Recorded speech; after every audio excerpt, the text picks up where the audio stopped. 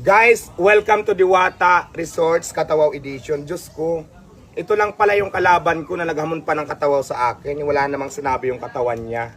Yung katawaw niya. Tingnan nyo na lang, nandito na siya. At kayo na mismo ang magde-decide kung kaninong katawaw talaga ang panalo. Sa akin kasi walang chismis, hindi halatang may galis, at walang bahay ng garapata. Pantay yung kulay. At ito na siya guys, yung naghamon sa akin ng katawaw. Akala mo naman talaga na matatalo niya ako? Ah, talaga ba?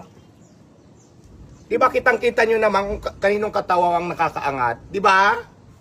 Diyos ko, nag-abala ka pa, ikaw lang pala. Wala bang chismis yan? Hindi halata ha. Wow. Walang ha. chismis, hindi halatang may galis, pantay ang kulay. Ayan, tingnan mo. Pero At walang bahay ng garapata. pagkakaalam ko ito katawaw, katanyaw.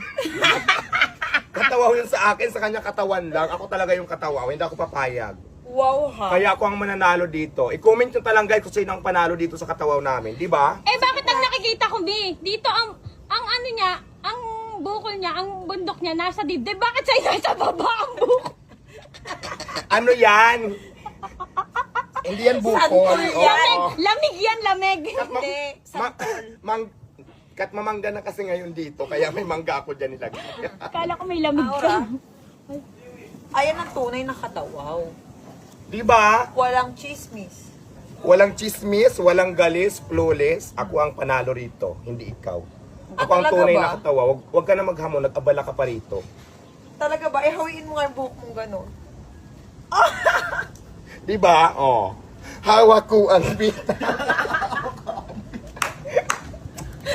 Okay na yan, Be. Tama na yan.